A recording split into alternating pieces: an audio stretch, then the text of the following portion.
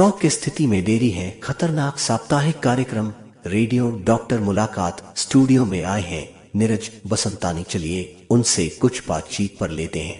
चीज में वो ये है कि जो व्यक्ति प्रभावित है वो ये चीज को समझे कि हमारे जो सिम्टम्स हैं वो क्या हैं। जो घर में उसके और फैमिली मेंबर्स हैं वो ये जान पाए कि इसको स्ट्रोक पड़ा है या हम कहें कि पैरालिसिस हुआ है, क्योंकि वो जो शुरुआती लक्षण हैं वो जानना बहुत जरूरी है। क्योंकि जब तक हम वो नहीं जाने पाए तब तक हम सही डॉक्टर के पास उसको लेके नहीं जा सकते।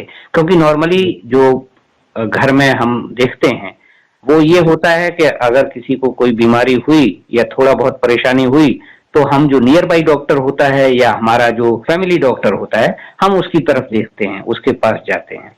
तो ऐसी सूरत में जो आपने लक्षण बताए और जो आपने गंभीरता बताई इस रोग की, स्ट्रोक की, तो उसमें मैं समझता हूं कि जो शुरुआती पीरियड है वो बहुत इम्पोर्टेंट है और ये जानना बहुत जरूरी है कि हमें स्पेशलिस्ट या स्पेशलाइज्ड डॉक्टर के पास इसको लेके जाने की जरूरत है।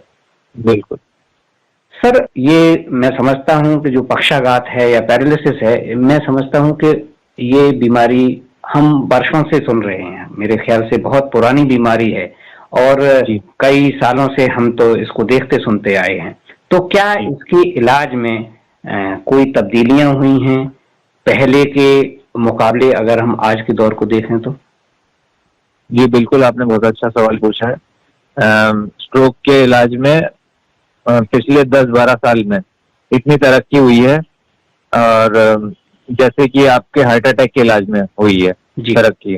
पहले लोग हार्ट अटैक से मर जाते थे, अब आजकल नहीं मरते। क्यों? क्योंकि वहां उसमें स्टेंट बिठा दिया जाता है या आपके हार्ट के डॉक्टर आपका एंजियोप्लास्टी वगैरह कर देते हैं। ऐसे ही स्ट्रोक के इलाज में बहुत सारी नई नई टेक्निक आई हैं।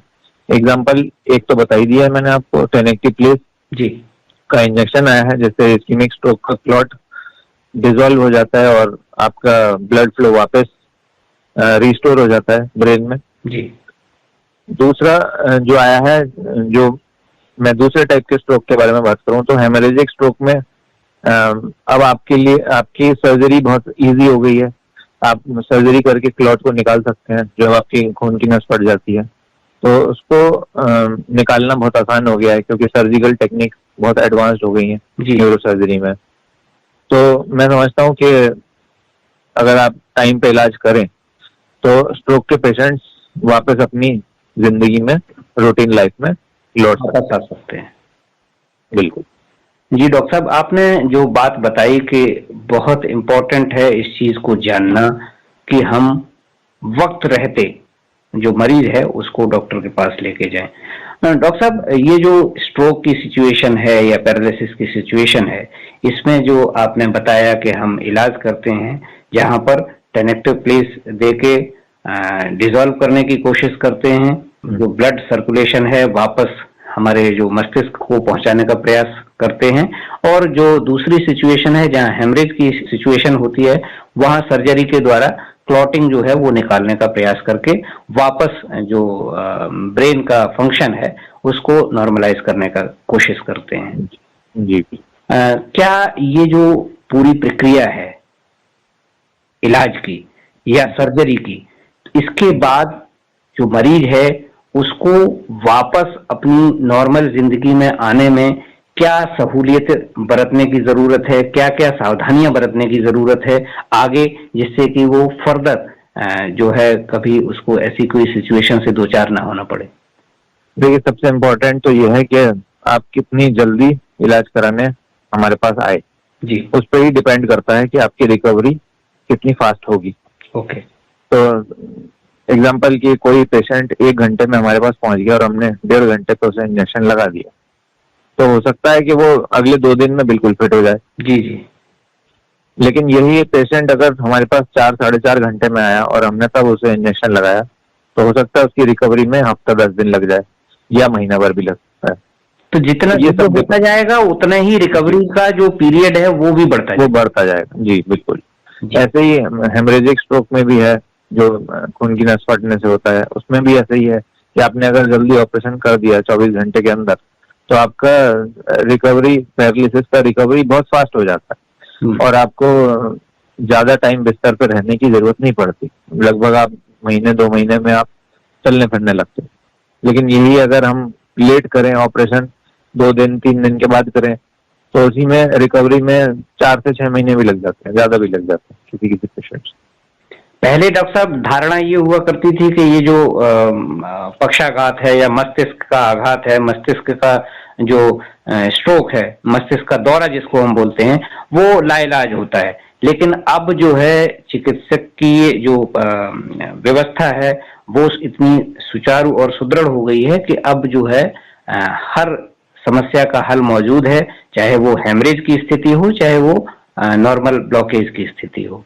जी, आज हम बात कर रहे हैं स्ट्रोक की और कार्यक्रम में जुड़े हैं हमारे साथ न्यूरो स्पेशलिस्ट डॉक्टर नीरज बसंतानी। छोटे से अंतराल के बाद फिर से वापस आएंगे। फिर से स्वागत है आपका कार्यक्रम रेडियो डॉक्टर में।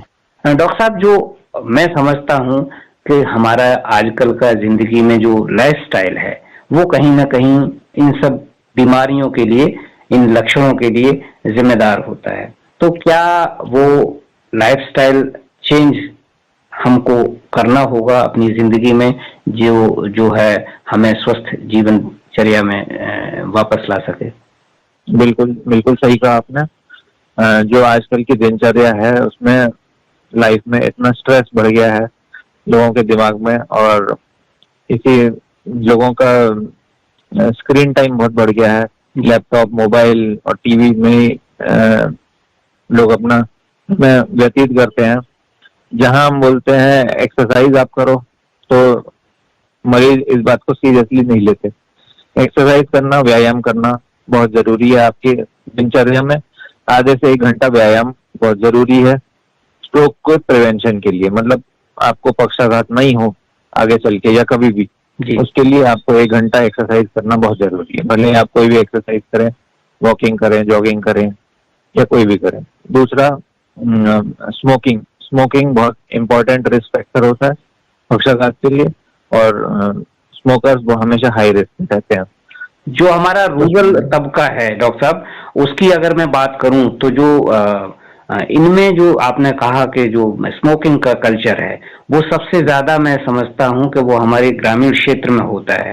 हर दूसरा व्यक्ति मैं समझता हूं कि बीड़ी और सिगरेट जो है वो पीता है। तो ऐसे लोगों को बहुत संभलने की जरूरत है। जैसा आपने बताया कि ये एक ऐसी बीमारी है जो हमारी जीवन शैली जो चल रही है आजकल की, उसमें कहीं ना कहीं समस्याएं जो हैं उनकी वजह से होती है, और जो स्मोकिंग है उसमें एक बहुत बड़ा रोल अदा करता है। Yes, mainly smoking and lack of exercise, ये 2 चीजें। हमारी जो डेली रूटीन है उसमें हम देखते हैं कि आजकल जो समस्याएं आती हैं वो बीपी और शुगर और ओबेसिटी, ये 3 बहुत ही आम हैं। तो क्या इनकी मौजूदगी इस स्ट्रोक के तरफ हमें लेके जाती है? बिल्कुल लेके जाती है। मैंने इनडायरेक्टली आपको बता ही दिया है कि लैक ऑफ एक्सरसाइज एक कारण होता है इन सब बीमारियों का जो आपने गिनाई, बीपी बढ़ना, शुगर बढ़ना और ओबेसिटी। ये सब चीजें लैक ऑफ एक्सरसाइज से होती है। मतलब आप एक्सरसाइज नहीं करते, व्यायाम नहीं करते, तो ज्यादातर, और स्मोकिंग भी एक कारण है। तो बेसिकली अगर आप एक्सरसाइज करेंगे और स्मोकिंग नहीं करेंगे तो आप इन तीनों बीमारियों से बचेंगे और अल्टीमेटली स्ट्रोक से भी बचेंगे। जी डॉक्टर साहब, मैं श्रोताओं के लिए फिर से एक दफे रिपीट करना चाहूंगा जो चीजें आपने बताई कि हमको क्या समझने की जरूरत है कि स्ट्रोक की सिचुएशन में ये जानना सबसे ज्यादा जरूरी है कि हम अपनी जो मरीज है, जो भी जिसको इसका अटैक आता है, उसका जो सिम्टम्स हैं वो क्या हैं, उसको अगर हम सिम्टम जान लेते हैं तो फिर उसको डॉक्टर के पास, स्पेशलिस्ट डॉक्टर के पास इमीडिएटली जितना जल्दी हो सके वो लेके जाएं। बिल्कुल। और जो हमारी जीवनचर्या है, हमारी जो डेली रूटीन लाइफ है, उसमें जो है एक्सरसाइज का पुट या जो हमारे खाने पीने का तौर तरीका है उसको भी कहीं ना कहीं रेस्ट्रिक्ट करने की जरूरत है, और हेल्दी जो हैबिट्स हैं उनको डालकर हम अपने आप को स्ट्रोक जैसी बीमारियों से बहुत हद तक बचा सकते हैं और उसका इलाज भी अच्छी तरह कर सकते हैं। जी डॉक्टर साहब, अगर और भी कोई चीज जो आप ऐड ऑन करना चाहें हमारे श्रोताओं के लिए? बस मैं श्रोताओं को यही बताना चाहूंगा कि स्ट्रोक के होने पर समय को खराब ना करें बिल्कुल, क्योंकि एक एक मिनट आपकी मरीज के लिए कीमती है, और उसको तुरंत से तुरंत, जल्दी से जल्दी सही डॉक्टर के पास ले जाएं। ये नहीं कि अपने नेक्स्ट डोर डॉक्टर के पास ले जाएं जिनको स्ट्रोक के बारे में कोई ज्ञान नहीं।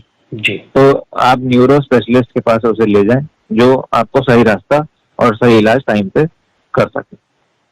जी डॉक्टर साहब, आप हमसे जुड़े, आपका बहुत बहुत आभार, धन्यवाद। धन्यवाद।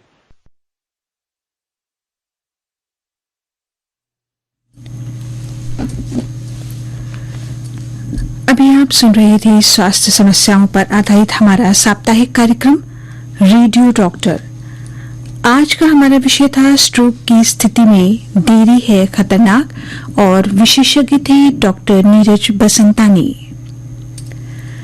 इस कार्यक्रम के माध्यम से हमने जाना कि स्ट्रोक और स्ट्रोक पड़ने पर की गई लापरवाही कैसे हमारे लिए खतरनाक हो सकती है। इसलिए महत्वपूर्ण है स्ट्रोक के लक्षणों को पहचानना, जैसे मुंह टेढ़ा होना, बोलने में दिक्कत होना, आंखों में धुंधलापन या एक आंख से दिखाई न देना, शरीर के आधे भाग में कमजोरी महसूस होना। श्रोताओं, ये कुछ ऐसे लक्षण हैं जिन्हें आप जानकर, जिनके बारे में जानकर और जागरूक होकर आप अपनों को, अपने आप को और अपने आसपास के लोगों को, यदि किसी को अगर स्ट्रोक जैसी स्थिति उत्पन्न होती है तो उसे आप आगाह कर सकते हैं और सही समय पर उसे सही विशेषज्ञ तक पहुंचा सकते हैं। स्ट्रोक की स्थिति में समय बहुत महत्वपूर्ण होता है, एक एक पल बहुत कीमती होता है। इसीलिए समय की महत्ता को जानते हुए इसके लक्षणों को पहचानें और जागरूक बने।